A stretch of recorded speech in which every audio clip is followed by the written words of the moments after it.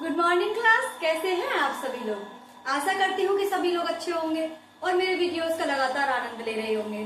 तो जैसा कि आप लोग जानते हैं कि कल हमने क्वेश्चन पेपर 6 पूरी तरह से खत्म कर दिया है। हम 6 क्वेश्चन पेपर पूरी तरह से सॉल्व कर चुके हैं और हम लोग आगे बढ़ चुके हैं क्वेश्चन पेपर 7 की तरफ। तो चलिए क्वेश्चन पेपर 7 की तरफ चलते हैं। तो सबसे पहले हम लोग क्या उठाते हैं बच्चों? जैसा कि आप सभी लोग जानते हैं, हम सबसे पहले स्टार्ट करते हैं एमसीक्यूज से। तो चलिए स्टार्ट करते हैं एमसीक्यूज। स्टार्ट करते हैं, आइए। तो क्वेश्चन उतारेंगे आप सबसे पहले।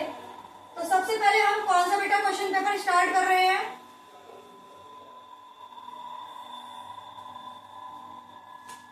हम स्टार्ट कर रहे हैं क्वेश्चन पेपर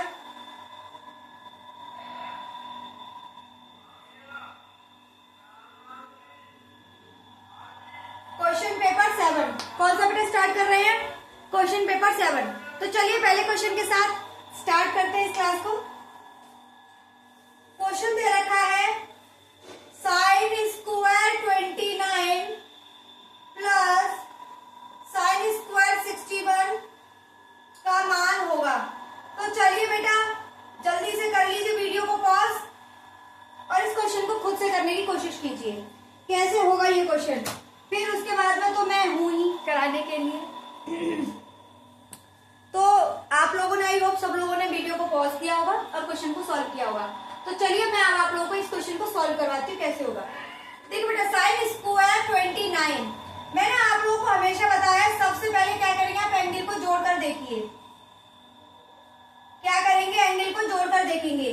क्या आपका जो एंगल है वो जुड़ने के बाद 90 आ रहा है? तो देखिए 9 और 1 0 और ये हो गया आपका 9, यानी कि हमारा तो योग कितना आ रहा है? 90 आ रहा है। जब भी ट्रिग्नोमेट्रिक अनुपात के बीच में अगर 90 एंगल बनता है तो हम क्या करते हैं, उसको हम कन्वर्ट कर सकते हैं। कैसे? देखिए कैसे हम चेंज करेंगे इसे।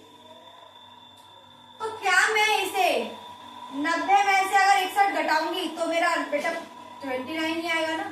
मैं ऐसे लिख सकती हूँ ना, 90 में से 61 को माइनस कर दो तो 29 आ रहा है। तो क्या मैं 29 की जगह पे 90 माइनस 61 लिख सकती हूँ? मैं आपको इससे रिलेटेड कई क्वेश्चन करा चुकी हूँ इससे पहले भी। तो हाँ मैं बिल्कुल लिख सकती हूँ ऐसा। तो बच्चों आइए लिख दिया मैंने, sine square 90 minus 61 plus sine square 61। यहाँ तक आई होप किसी को कोई दिक्कत कोई परेशानी नहीं होनी चाहिए। यहाँ तक सबको समझ में आ गया होगा। हाँ तो बच्चों हम लोग इसको अब क्या करेंगे, मैंने आप लोगों को बहुत अच्छे से समझा रखा है। क्या? ASTC, यहाँ पर 90 माइनस थीटा और 90 प्लस थीटा दोनों ही रहते हैं। सॉरी, ओनली 90 माइनस थीटा रहता है। और जब 90 माइनस थीटा यहाँ पर रहता है तो 90 माइनस थीटा कन्वर्ट कर देता है, ट्रिग्नोमेट्री रेशियो को अपने में चेंज कर देता है, यानी कि बदल कर देता है। तो हम यहाँ पर 90 माइनस थीटा करते हैं, अगर साइन के आए तो बेटा निकल के क्या आता है हमारा कॉस, यानी कि सारे के सारे ट्रिग्नोमेट्रिक रेशियो अपने ऑपोजिट आते हैं। क्या आते हैं? अपने उल्टे आते हैं। तो यहाँ साइन स्क्वायर 90 माइनस थीटा लिखा हुआ है, तो बेटा इसका क्या हो जाएगा हमारा कॉस थीटा। क्या हो जाएगा?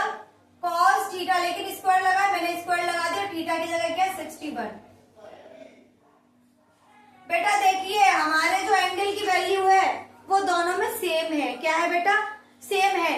जब हमारा एंगल सेम है तो बेटा आप लोग को एक फॉर्मूला कराया था मैंने, sine square theta plus cos square theta is equal to 1। तो बेटा ये होगा इसका आंसर। इसकी जगह हम क्या लगा देंगे? 1। यही हमारा क्या है? आंसर। आई होप आप लोगों को क्वेश्चन समझ में आ गया होगा। तो चलिए इसे अपनी कॉपी पे राइट डाउन कीजिए। बच्चों देखो, जब मैं आप लोगों को इतना समझा के करा रही हूँ तो मुझे 2 से 3 मिनट लग रहे हैं इस क्वेश्चन को सॉल्व करने में। अदरवाइज मुझे एक सेकंड थोड़ा ज्यादा कम टाइम होगा, मुझे हार्डली 10 से 20 सेकंड का ही टाइम लगेगा इस क्वेश्चन को सॉल्व करने में, उससे ज्यादा टाइम नहीं लगेगा। एक तो इसकी कैलकुलेशन इतनी इजी थी कि पेन उठाने की जरूरत नहीं पड़ी, ऐसे ही हो गया। तो चलिए अब मैं आप लोग को दूसरा क्वेश्चन करा रही हूँ और आप लोग अपनी कैलकुलेशन इतनी अच्छी कर लीजिए, मेरे साथ रह रहकर अपनी प्रैक्टिस इतनी बेटर कर लीजिए कि जब आप क्वेश्चन देखें तो आंसर आपके पास होना चाहिए। तो चलिए आगे बढ़ते हैं नेक्स्ट क्वेश्चन की तरफ।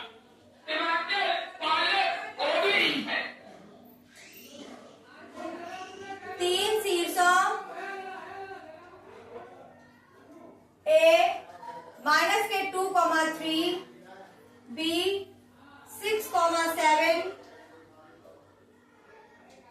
सी 8,3 वाले समांतर चतुर्भुज ABCD के का चौथा शीर्ष D है। बेटा वो बोल रहा है कि आपको एक समांतर चतुर्भुज दे रखा है और उस चतुर्भुज के सारे शीर्ष आपको गिवन है। सॉरी, सारे शीर्ष गिवन नहीं है, हमें 3 शीर्ष गिवन है, हमें 4th वाले का आंसर निकालना है। क्या मैंने आप लोगों को इस तरीके का क्वेश्चन नहीं कराया है? कह दीजिए कि नहीं कराया है। बेटा मैंने इस तरीके के कम से कम 3 से 4 क्वेश्चन करा रखे हैं और अब तो मुझे लगता है कि इस क्वेश्चन को कराने का मेरा कोई अर्थ नहीं निकलता है, आपको खुद से ही सॉल्व कर लेना चाहिए। पर फिर भी मैं आप लोगों को करा देती हूँ। मुझे पता है कि आप लोग बहुत आलसी किस्म के लोग हैं, आप लोग सॉल्यूशन नहीं करेंगे और आप लोग इसी बात पर डिपेंड रहेंगे कि दीदी कराई देंगी। तो चलिए, मैंने इसकी जगह पे बेटा x और y मान लिया। क्या मान लिया? x और y। हमको कुछ भी नहीं करना है। सबसे पहले हमें क्या करना है बेटा, हमें इनके डायगोनल्स को मिला देना है। a से c को मिला दीजिए और d को b से मिला दीजिए। मैंने मिला दिया। अब हम क्या करेंगे बेटा, इसका मिड पॉइंट निकालेंगे। क्या निकालेंगे? इसका मिड पॉइंट निकालेंगे। तो a और c के बीच का मिड पॉइंट निकाल लीजिए। सबसे पहले AC का मिड पॉइंट।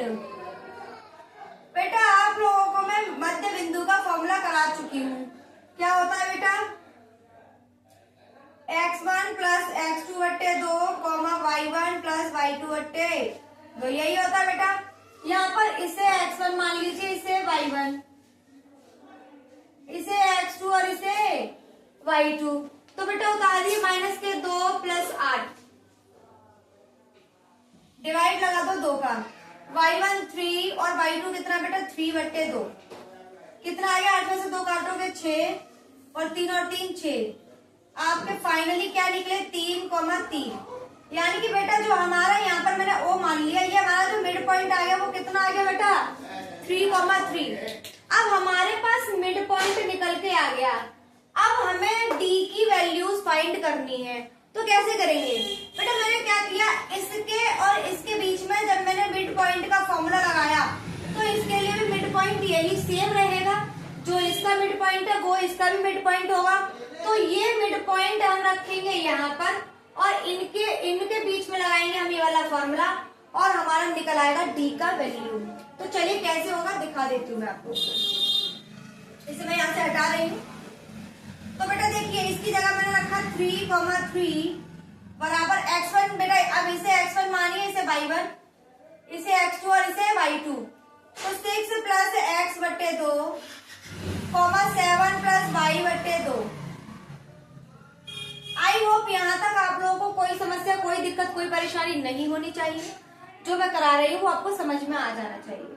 सबसे पहले हम क्या करेंगे, इस वाली वैल्यू को इसके बराबर रखेंगे, फिर इस वाली वैल्यू को इसके बराबर। तो मैंने ये वाली वैल्यू बेटा इसके बराबर रख दी।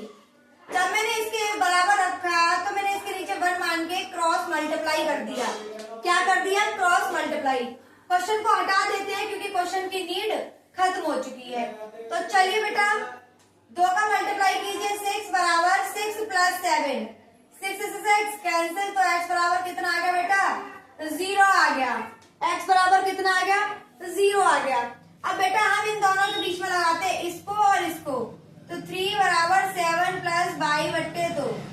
इसके नीचे में 1 मानेंगे और क्या करेंगे? Cross multiply. चलिए बेटा 3 दूनी 6 बराबर 7 प्लस y। 7 को उस तरफ लाएंगे, 6 माइनस के 7 बराबर y। और 7 में से 6 गया तो बेटा क्या बचा? माइनस के 1। तो y की वैल्यू कितनी आ गई बेटा? माइनस के 1। तो y बराबर माइनस के 1। ये आपका y का आ गया मान और ये आपका x का मान आ गया। आपके पास दोनों की वैल्यू आ गई है बेटा, यहाँ पुट कर दीजिए 0,-1। यही आपका क्या है? आंसर है। आई होप आप लोगों को क्वेश्चन समझ में आ गया होगा। चलिए तो आगे बढ़ते हैं, नेक्स्ट क्वेश्चन देखते हैं क्या है। बेटा निर्देशांक ज्यामिति से बहुत क्वेश्चन बनते हैं। 1 नंबर में भी आते हैं, 4 नंबर में भी आते हैं और 8 नंबर में भी आते हैं। सबसे ज्यादा कोई टॉपिक अगर आ रहा है, आप देख रहे होंगे मैंने 6 करा दिया क्वेश्चन पेपर, 6 क्वेश्चन पेपर की एक खासियत रही है कि सबसे ज्यादा कोई क्वेश्चन अगर आते हैं तो वो निर्देशांक ज्यामिति से यानी कि कोऑर्डिनेट ज्योमेट्री से सबसे ज्यादा क्वेश्चन पूछे जा रहे हैं। अगर कोऑर्डिनेट ज्योमेट्री के बाद में दूसरे का रेशियो पूछे, दूसरा कौन सा चैप्टर आ रहा है, तो बेटा वो आपका आ रहा है ज्योमेट्री का। कौन सा? ज्योमेट्री का। ज्योमेट्री से आपके ट्राइंगल से रिलेटेड क्वेश्चंस बन रहे हैं, कुछ समांतर चतुर्भुज यानी कि कुछ आपके चतुर्भुजों से और कुछ आपके ट्राइंगलों से क्वेश्चन बन रहे हैं। और उसके बाद में जो सेकंड लास्ट रेशियो आ रहा है वो है आपका द्विघात समीकरण। उसके भी अप्रोक्स 4-5 क्वेश्चन हर पेपर में आए हैं। तो चलिए आप लोगों को मैं जैसे जैसे करा रही हूँ वैसे वैसे आप बेटे देखते जाइए और करते जाइए।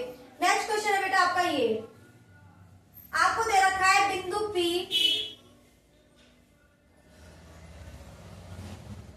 बिंदुओं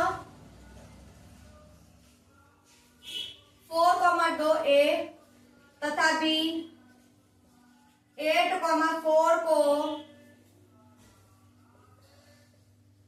मिलाने वाले रेखाखंड पर स्थित है। देखिए हमारे पास कुछ ऑप्शन दे रखे हैं, मैं आज आप लोगों को ऑप्शन लिख देती हूँ इस क्वेश्चन के।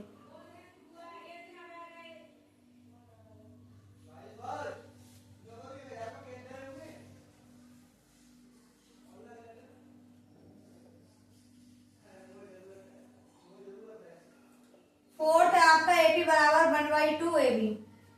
अब बेटा हमको इनमें से ही आंसर निकालना है, तो चलिए स्टार्ट करते हैं कि ये क्वेश्चन कैसे होगा। देखिए सबसे पहले हमें एक रेखाखंड दे रखा है AB। A के पॉइंट हमें गिवन है 4,2 और B के भी गिवन है 8,4। उसने बोला है कि बिंदु P बिंदुओं A तथा B को मिलाने वाले रेखाखंड पर स्थित है, यानी कि इसके कहीं बीच में P स्थित है। हमें नहीं पता कि P कहां पर स्थित है, तो मैंने अपनी तरफ से मान लिया कि P जो है बेटा वो आपका यहाँ पर स्थित है। मैंने ये अपनी तरफ से मान लिया P जो है आपके बेटा इस रेखा पर यहाँ पर स्थित है। अब इसको हमें सॉल्व करना है, तो बेटा मैं काम करती हूँ, सबसे पहले मैं इसके बीच में डिस्टेंस देखूंगी, फिर मैं इसके बीच में डिस्टेंस देखूंगी, फिर मैं टोटल का डिस्टेंस देखूंगी। जब मेरे पास तीनों डिस्टेंस आ जाएंगे तो हमें आंसर निकालने में आसानी होगी। तो सबसे पहले मैंने AP का डिस्टेंस निकाला। क्या होता है बेटा? x2 माइनस x1 का whole square plus y2 minus y1 का होल स्क्वायर।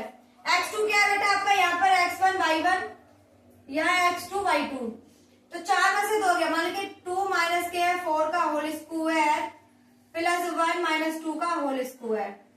बेटा 4 में से 2 गया 2 और 2 का स्क्वायर 4, 2 में से 1 गया 1, तो आपका आ गया अंडर रूट में 4 और 1 5। बेटा AP का डिस्टेंस हमारा आ गया √5। कितना आ गया? √5। अब हमें निकालना है PB का डिस्टेंस, तो चलिए PB का डिस्टेंस निकाल लेते हैं।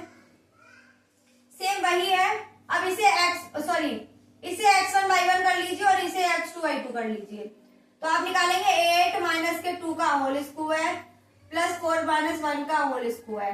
बेटा अब मैं आप लोगों को उंगली पकड़कर चलना नहीं सिखाऊंगी, क्योंकि मैंने आप लोगों को उंगली पकड़कर चलना बहुत दिन से सिखा दिया है। अब तो आपको दौड़ लगानी है। क्वेश्चन में मैं फॉर्मूला पुट करूं ना करूं, मैं वैल्यूज पुट कर रही हूँ, आपको समझ में आ जाना चाहिए कि मैं क्या कर रही हूँ, क्योंकि आपको बहुत टाइम हो गया ये सब करते हुए। 8 में से 2 काटोगे 6 का स्क्वायर 36, 4 में से 1 काटोगे 3 का स्क्वायर 9। बेटा कितना आ गया? 45। और इसको निकालेंगे आप तो देखिए 9 मल्टीप्लाई 5 और 9 कितने का स्क्वायर होता है? 3 का स्क्वायर, स्क्वायर से अंडर रूट कैंसिल, तो इसमें से निकल के आएगा बेटा 3√5। क्या निकल के आया? 3√5। अब हमें किसकी वैल्यू निकालनी है बेटा? अब हमें निकालनी है AB की वैल्यू। बोर्ड भर चुका है, देखते हैं कहीं स्पेस मिल जाए थोड़ा सा। तो एक काम करते हैं, इन चीजों को लिख लेते हैं, साइड से यहीं पर लिख लेती हूं मैं। AP बराबर √5, PB बराबर 3√5। अब हमें AB निकालना है। मैंने इसको हटा दिया, अब यहाँ से हटा सकती हूँ मैं। आप लोग मेरे साथ साथ हर क्वेश्चन के सॉल्यूशन को लिखते जाया करो, जिससे कि जरूरत पड़ने पर आपको समस्या ना हो। जब आपके एग्जाम एकदम सर पे आएंगे ना, तो आपको प्रैक्टिस करने के लिए चाहिए होगा, तो आप उठाइएगा इनमें से और निकाल कर लगा लीजिएगा, तो आसान हो जाएगा आप लोगों के लिए। तो चलिए AB का डिस्टेंस निकालते हैं।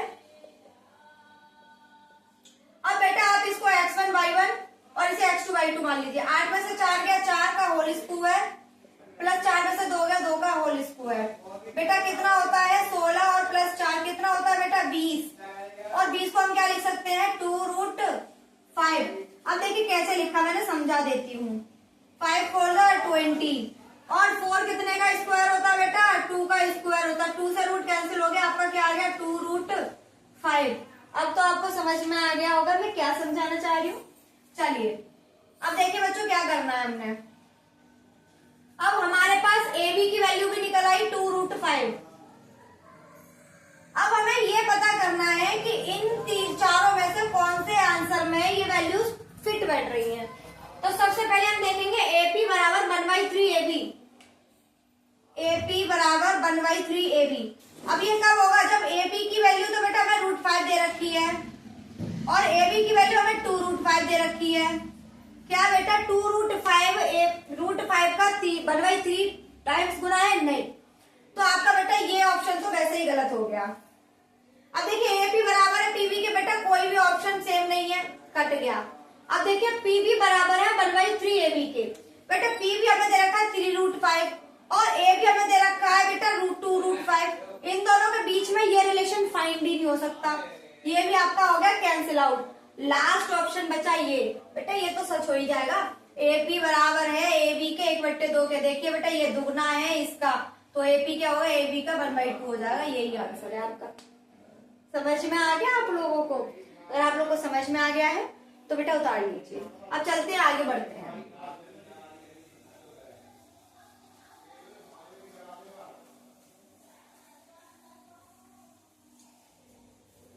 आगे बढ़ते हैं बेटा। क्वेश्चन दे रखा है बेटा 2 खंभों के शीर्ष जिनकी ऊंचाई 20 मीटर है,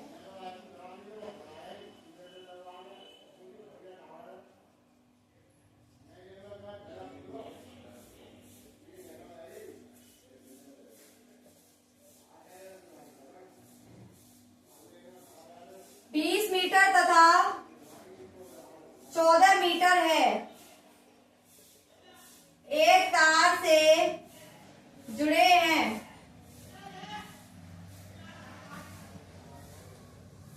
यदि तार क्षैतिज रेखा के साथ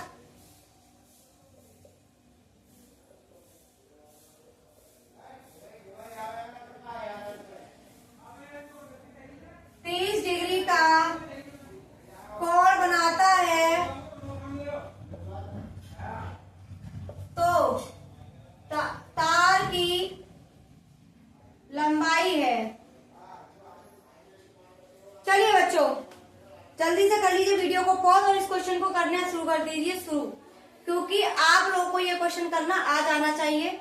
मैंने हाइट एंड डिस्टेंस के हजारों क्वेश्चन आप लोगों को कराए हैं, हजारों तो नहीं जितने भी कराए हैं पर कराए हैं, और जितने भी कराए हैं वो इतने अच्छे लेवल के कराए कि ये क्वेश्चन आप लोगों के आगे टिकना नहीं चाहिए।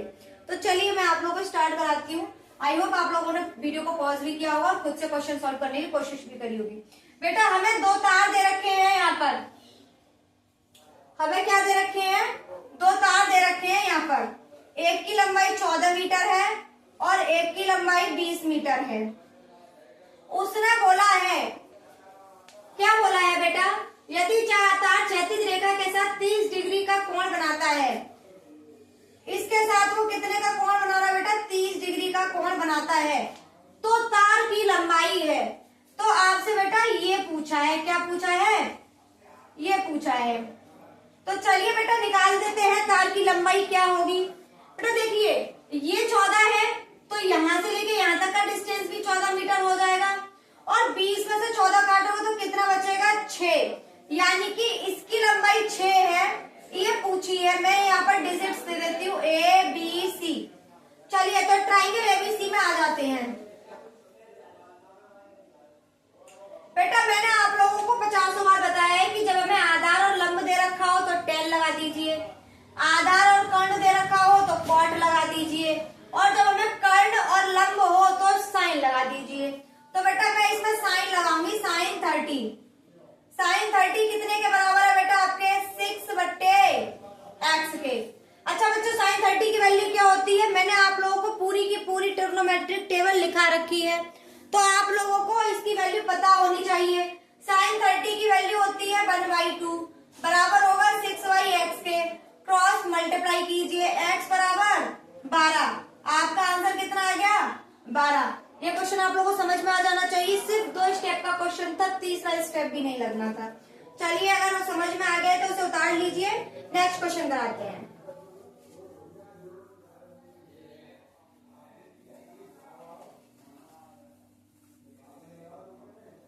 बच्चों कितने क्वेश्चन हो चुके हैं?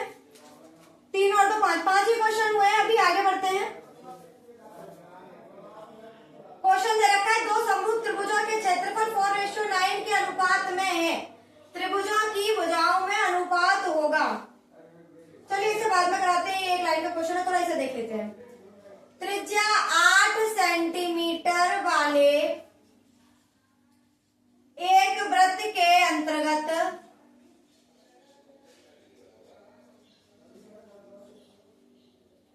खींचे जा सकने वाले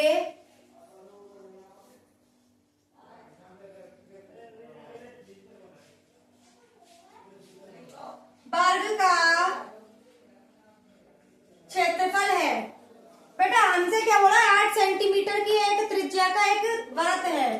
बेटा वृत्त कैसा होता है? बेटा वृत्त कुछ ऐसा होता है जिसकी जो आपकी वो दे रखी है, क्या त्रिज्या दे रखी है, वो बेटा 8 सेंटीमीटर की दे रखी है।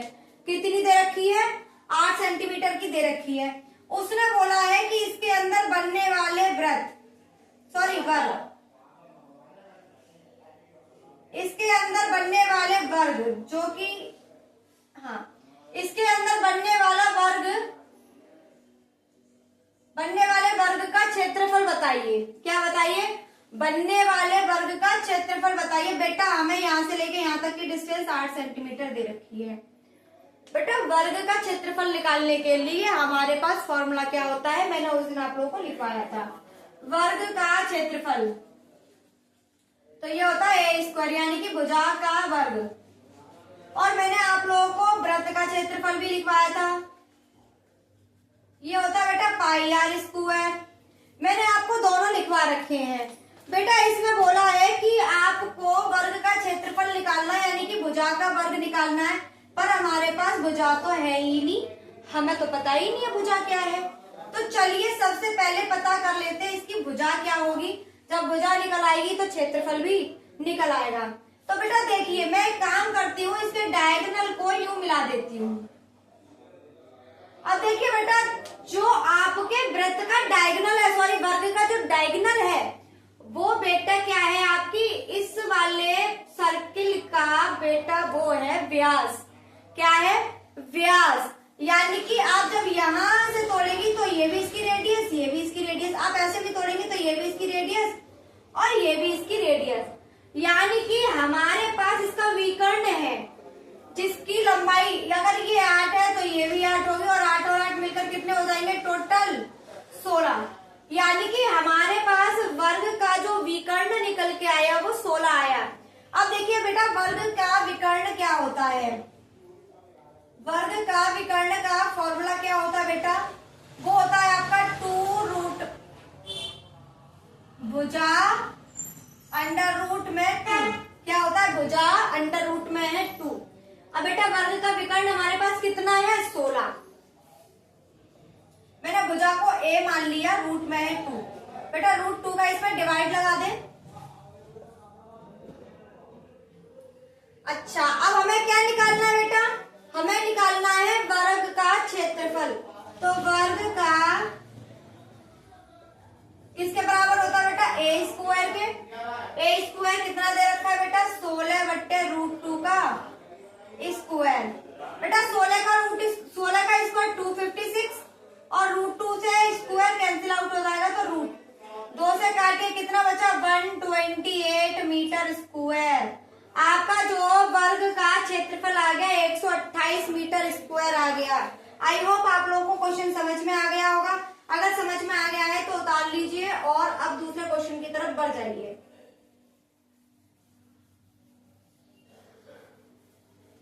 चलिए बेटा देखिए दूसरा क्वेश्चन क्या है आपका, फटाफट कराते हैं। देखिए दूसरा क्वेश्चन है, एक घड़ी की सुई। इस तरीके का क्वेश्चन भी बेटा मैं कई करा चुकी हूँ, बहुत सारे क्वेश्चन इस तरीके के करा चुकी हूँ मैं। एक घड़ी की मिनट की सुई 8 सेंटीमीटर लंबी है, 5 मिनट में मिनट की सुई द्वारा बनाए गए त्रिज्यखंड का क्षेत्रफल बताइए। चलिए बच्चों, हम लोग को क्या करना है, क्षेत्रफल बताना है। मैं एक सेकंड देख लूं वीडियो का लेंथ कितना हो गया। हाँ, तो क्लास आप लोग को क्वेश्चन दिख रहा होगा कि एक घड़ी की मिनट की सुई 8 सेंटीमीटर लंबी है, 5 मिनट में 5 मीटर में मतलब 5 मिनट में मिनट की सुई द्वारा बनाए गए त्रिज्यखंड का क्षेत्रफल बताइए। सबसे पहले हम क्या करेंगे बेटा, एक सर्किल बनाएंगे क्योंकि घड़ी हमारी सर्किल की शेप की होती है। और अब हम क्या करेंगे, इसमें 5 मिनट में बेटा रेडियस हमारी R दे रखी है, 5 मिनट में जो इसने जो एरिया डिसाइड किया है उसका निकालना है। मैं एरिया क्या निकलेगा, सबसे पहले मैं आप लोगों को ये बता चुकी हूँ कि 1 मिनट में जो घड़ी की सुई है वो 6 डिग्री चलती है। 1 मिनट में 6 डिग्री का कोण बनाती है। क्या बनाती है, 6 डिग्री का कोण बनाती है। तो 5 मिनट में कितना बनाएगी बेटा, 6 × 5 बराबर 30 डिग्री का।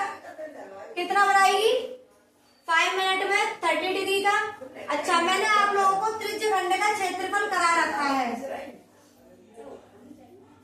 त्रिज्यखंड का क्षेत्रफल कितना होता है बेटा आपका, पाई r स्क्वायर थीटा बट्टे 360। पाई क्या है, अपनी जगह छोड़िए, आर हमें पता नहीं है। थीटा की वैल्यू बेटा 360, वो 30 दे रखी है बट्टे 360। यहाँ तक आप लोग को समझ में आ जाना चाहिए। मैंने इस जैसे कई क्वेश्चन करा रखे हैं आप लोगों को। 3 से 3 कैंसिल, 0 से 0 कैंसिल, 3 कम 3 दूनी 6, यानी कि आपका आ गया पाई r स्क्वायर बट्टे r। यही आपका क्या है बेटा, क्षेत्रफल है। आई होप आप लोगों को ये क्वेश्चन समझ में आ गया होगा। आज यहीं पर विराम लेते हैं क्योंकि फिर वीडियो की लेंथ जो बहुत ज्यादा लंबी हो जाएगी। तो चलते हैं, आपसे विदा लेते हैं। अगर आप लोगों को क्वेश्चन समझ में आ रहे हैं, मेरी क्वेश्चन सीरीज पसंद आ रही है, तो प्लीज लाइक शेयर सब्सक्राइब करना ना भूलें। कमेंट में मुझे फीडबैक भी दें और बताएं कि मैं इसमें क्या इम्प्रूव करूं जिससे कि आप लोगों के लिए मैं जो भी पढ़ा रही हूँ बेनिफिशियल हो। तो चलिए आज यहीं पर आज क्लास को समाप्त करते हैं और आपसे मुलाकात होती है हमारी कल। Bye bye.